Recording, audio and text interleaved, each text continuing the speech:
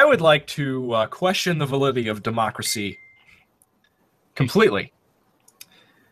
Uh, Democracy is the idea that if you get enough people together, then the majority opinion should rule. I think that this doesn't really work when you apply it to a myriad of situations. My favorite being, say you've got four guys at a bar, and they're all friends, and three of the friends vote to steal the other guy's wallet. According to the rules of democracy, that's perfectly valid. According to any ethical system that's reasonable whatsoever, it's not. So what do you think about that? Well, to take that example a step further, let's say that these four people had priorly agreed on such a system. Well, then maybe it has slightly more merit because it was a voluntary contract. But suppose the three friends just decided one day that they were going to, from now on, decide everything democratically with absolutely no input whatsoever from their probably drunken friends who they're stealing the wallet from.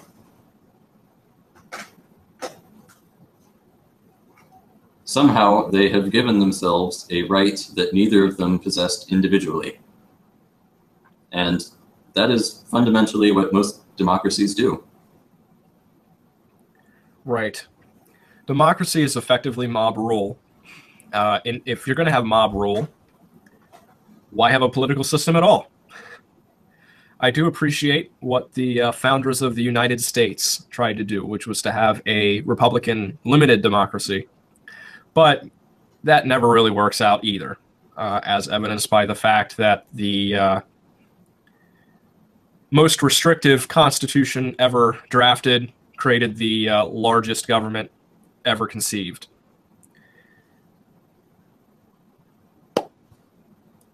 So, yeah, that's our opinion on democracy. Are there any other examples you'd like to share?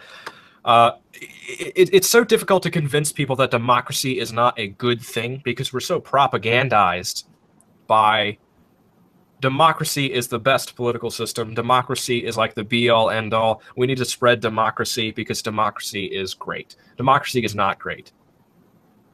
Democracy, again, is mob rule. Democracy yields bad results in most cases. If you look at pretty much every democratic country on earth, they're not doing well.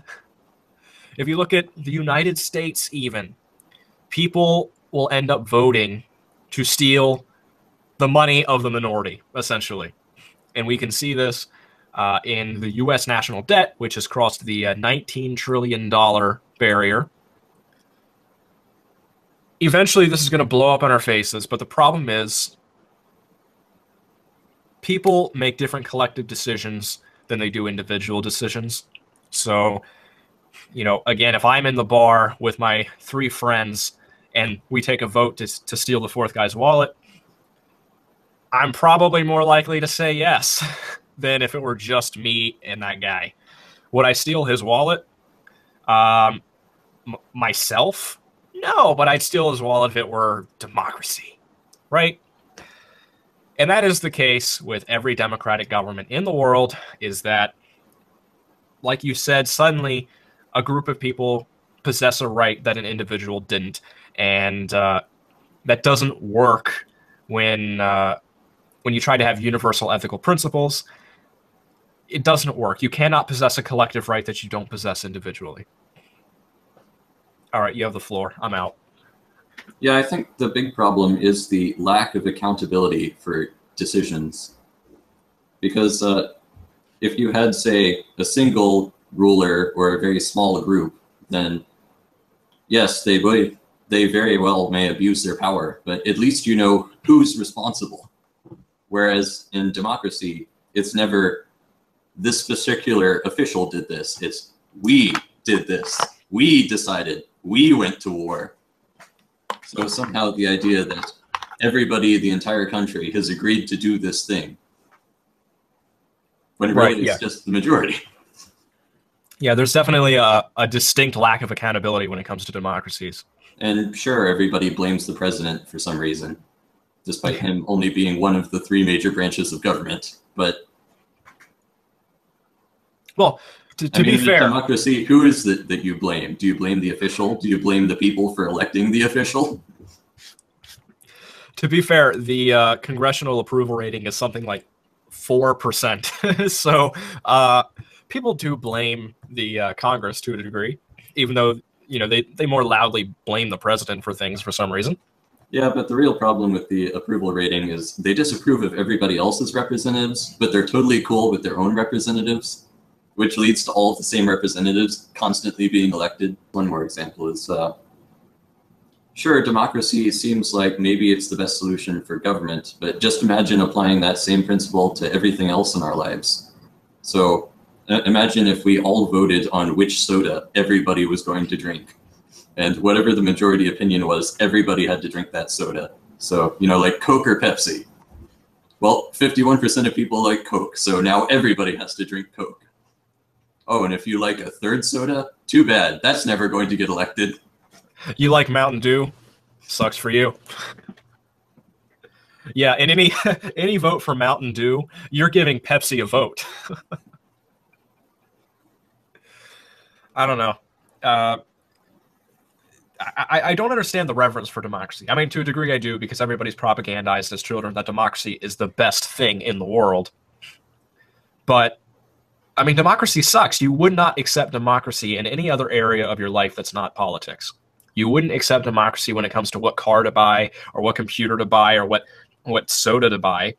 I mean, you would be outraged at the idea that other people have a say in your decisions to buy those things. So why is it okay at a political level?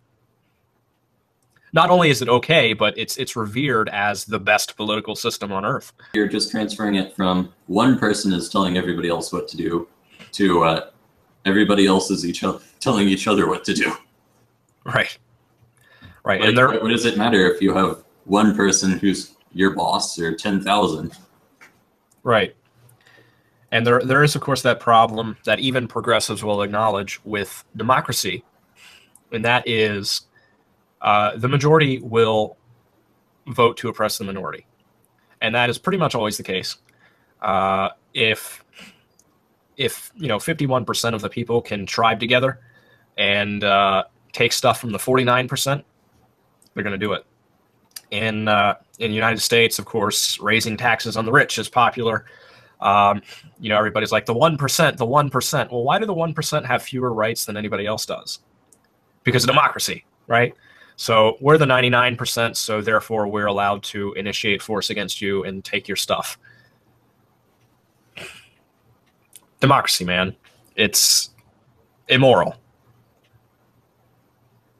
It seems great until you're part of the minority. And people don't seem to realize how quickly they go from being part of the majority to the minority. One thing that Tom Woods brought up was that all the progressives in the United States believe that wealth should be redistributed from the rich to the poorer classes. And he said, well, why does that only extend within the confines of the United States? Why doesn't that also apply to Bangladesh? Why don't people in Bangladesh have a claim on your middle class property? Well, you see, Callan, we have a country, and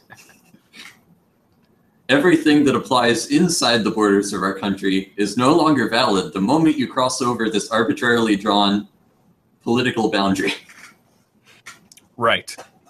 But if we accept as a moral principle that taking money from the rich and redistributing it to the poor is good, then we should extend that worldwide, and all of the people who are in the top 5% as far as wealth goes, and they're in the top 5% in the world. Most people in the United States, even the poor, even the lower classes, are still, for the most part, in the top 5% in the world. Their wealth should be redistributed to people in Bangladesh. Their wealth should be redistributed to people in Somalia, because those people have less and you have more. So it's only right that your wealth gets redistributed to them. Matter of time before they summon the army in. I'm probably on the FBI's most wanted list. I'm probably gonna end up hung like an ornament. I'm on a life mission to